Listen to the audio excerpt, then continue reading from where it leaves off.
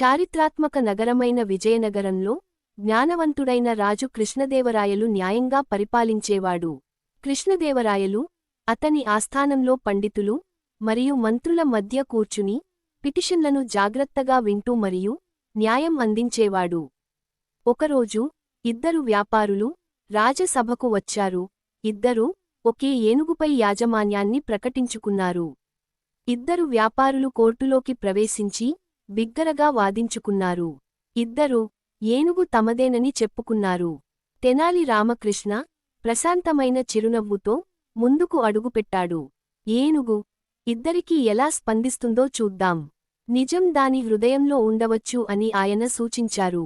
మొదటి వ్యాపారి నమ్మకంగా ఏనుగు వైపు నడిచాడు.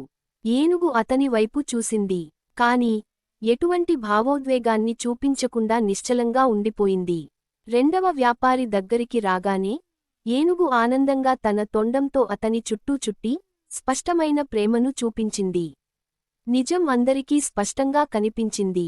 కృష్ణదేవరాయలు తన తీర్పు ఇచ్చాడు ఇలా: ప్రేమ మాత్రమే సత్యాన్ని వెల్లడించగలదు. ఏనుగు మనకు దాని నిజమైన యజమానిని చూపించింది. ప్రేమను అర్థం చేసుకునే జంతువు కూడా చాలా మంది మానవుల కంటే నిజాయితీగా ఉంటుంది. ఇది నిజాయితీ, భావోద్వేగం మరియు జ్ఞానంలో ఒక పాఠం.